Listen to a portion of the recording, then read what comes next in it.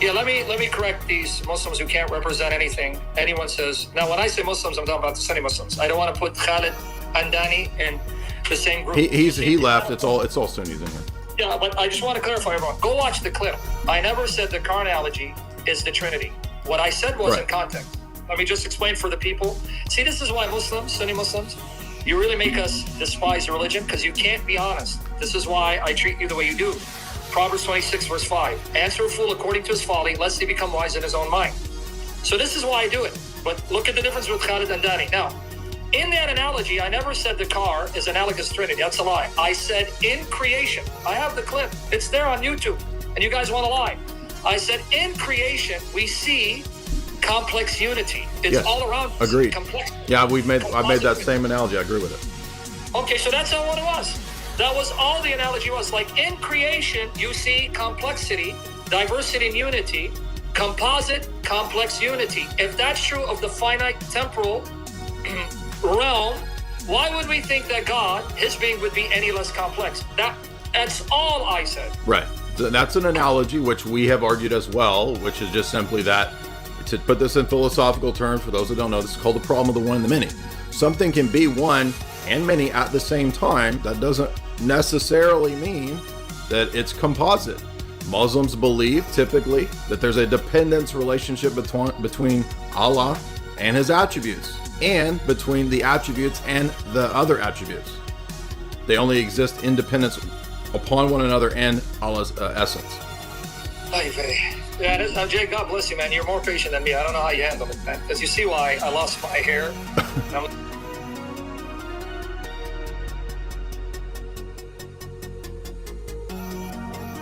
Hamza, what's up?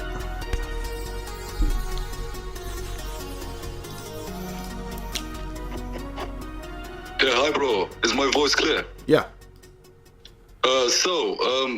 I was watching Sam Shamoun's live yesterday, and he was giving analogies about the Trinity. And one of the analogies he gave is the car analogy. And this analogy is saying that for example, the Trinity is like a car. A car has parts, and these parts, the engine, the wheel, I don't know, and these parts are like the Son, Jesus, and Jesus, the Holy Spirit, and the Father. But for me, this is a heresy. This is a partialism, because when you say the car has engine and has wheel and has so on, I understand it's parts. I understand. Created things are composite. God's not composite. We all believe that. So he's just making an analogy between something can be one and many at the same time, just like you believe about the attributes. Yeah, but the engine is not the car, but Jesus is God. So the essence in the Trinity, the essence in the Trinity is the nature being God. But the essence in the car analogy must be also the car.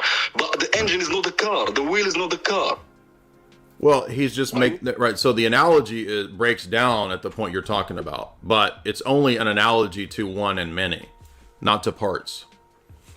I mean, Jay, for me, this car analogy is for the Trinity is flawed. I mean, well, let me give an example of it's the same principle. Okay, the number 3, right? The Arabic number 3. Yeah, Talata. It's 3. Okay, is it 1 or is it 3? The essence is being a number, but if you not to my essences, just 3. Yeah. Is it one thing or 3 things? It's a one thing, of course. But it's also 3. Yeah, but the essence is being a number. But you cannot say you're getting confused. Okay. You're confusing the metaphysics. Listen, you're confusing the. It's a limited analogy that's only referring to numerics. It's not talking about essences. Let's stick with this example. So you said, is 3 a one thing? Okay. So if we give this example as the Trinity, so the tree is like God, no. Godhead of 3, not a tree. 3. Yeah, 3. I mean the number 3, yeah. Not the tree, of course. So the number 3, if we compare it to the Trinity, is the Godhead. The 3 is the Godhead. And if we separate the 3, we have 1, 1, 1. 1 is not the 3, but in the Trinity, Jesus is God. Mm-hmm.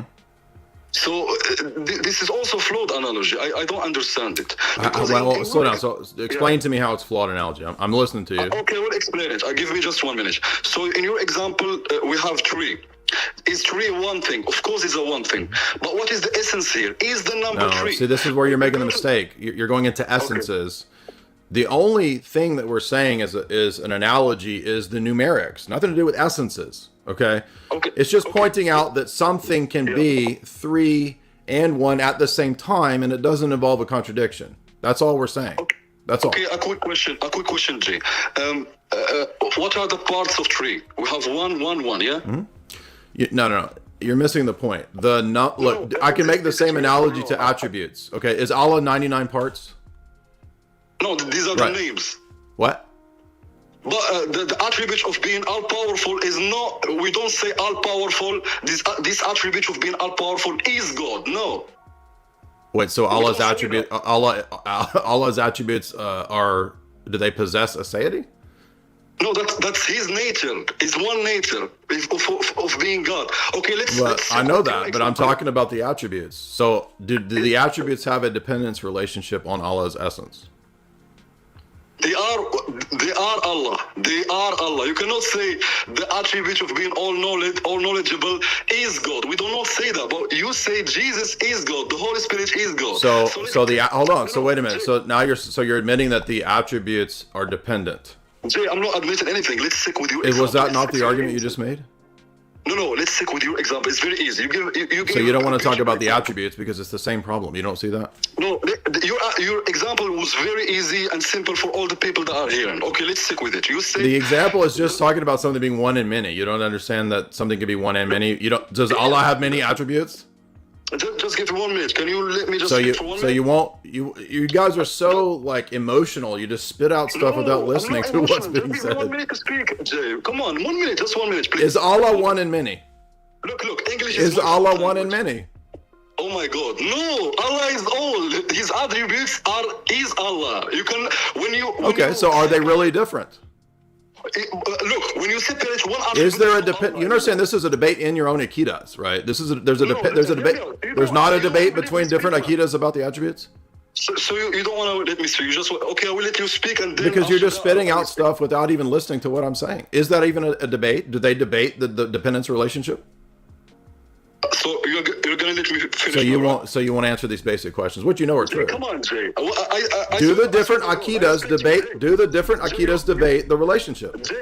Jay, why are you saying my name?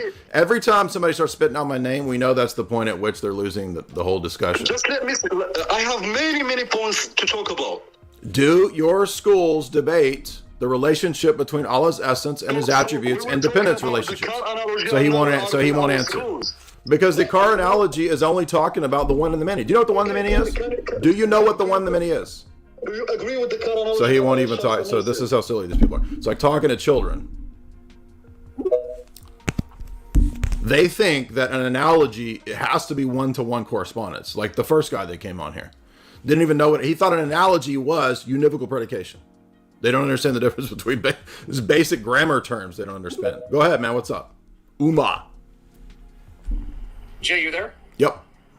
Yeah, let me correct these Muslims who can't represent anything. Anyone says, now when I say Muslims, I'm talking about the Sunni Muslims. I don't want to put Khalid and Danny in the same group. He left. It's all Sunnis in here. Yeah, but I just want to clarify, everyone. Go watch the clip. I never said the car analogy is the Trinity. What I said was in context. Let me just explain for the people. See, this is why Muslims, Sunni Muslims, you really make us despise religion because you can't be honest. This is why I treat you the way you do. Proverbs 26, verse 5. Answer a fool according to his folly, lest he become wise in his own mind. So this is why I do it. But look at the difference with Khalid and Danny. Now, in that analogy, I never said the car is analogous to Trinity. That's a lie. I said in creation. I have the clip. It's there on YouTube. And you guys want to lie. I said in creation, we see complex unity. It's all around us. Agreed. Complexity. Yeah, I made that same analogy. I agree with it. Okay, so that's not what it was. That was all the analogy was. Like in creation, you see complexity, diversity and unity, composite, complex unity. If that's true of the finite temporal realm, why would we think that God, his being, would be any less complex? That's all I said. Right. That's an analogy which we have argued as well, which is just simply that, to put this in philosophical terms, for those who don't know, this is called the problem of the one and the many. Something can be one and many at the same time. That doesn't necessarily mean that it's composite. Muslims believe typically that there's a dependence relationship between Allah and his attributes, and between the attributes and the other attributes. They only exist independence upon one another and Allah's essence. Yeah, Jay, God bless you, man. You're more patient than me. I don't know how you handle it, man, because you see why I lost my hair. And I'm losing my sanity. I can't handle this. But anyway, I'm here, brother. If you got any Muslims, bring them up. No, there's a million of them in here, so let's go. Tanji, unmute. Yeah. What's up? Yeah, I'm not Muslim, but I've heard you never got to finish it, but I hear you started this critique where you ask if the attributes have a deity. Right, because it depends on how they're going to answer it. Because they try to argue that if you think that there's distinctions, and for example, they'll say, does the sun possess a deity? If he doesn't possess the power to cause, then he's diminished and he's less, and there's subordination. And then they'll turn around and say that the attributes have a dependence relationship upon Allah's essence and upon one another. So that's a double standard. That's the whole reason I asked them that question. But they never even get to the point of answering it. They don't believe in absolute divine simplicity, right? It just depends on which Muslim you're talking to, because Khalil does. But most of the Sunnis will try to argue for some kind of distinction between Allah and his attributes, which is the whole point of why they get stuck on this question. That's why I asked it. What do you think, like, the strongest critique against like strict monotheism, Unitarian God is? There's a lot of different critiques. I mean, if you want to, first of all, if they claim to be consistent with the Bible, they're already shooting themselves in the foot, because the Bible doesn't teach their generic Unitarianism, it teaches Trinitarianism. So that's why they have to immediately say, once we start going to all these passages about the theophanies and the Trinity, throughout the Old Testament, by the way, that's why they immediately say, corrupt, but book is corrupt, book is corrupt. And then we point out that their own book does not say the book is corrupt, and then they lose their mind. So that's how every discussion goes. Do you have a video where you like critique mostly just this Unitarian God? By the way, to add to what Jay said, you'll be shocked for me to say this. This is why, if we do set up a discussion with Khalid and Danny and the other two, you'll be shocked at me saying this. The Quran does not teach pure Unitarianism, right. Pure form of Tawheed. The Quran actually posits more than one deity. This is why I've always challenged Muslims. Debate me on whether the Quran teaches pure monotheism. So that's another problem with the Muslim claim. They'll tell you it teaches, and the term they came up with is Tawheed, right?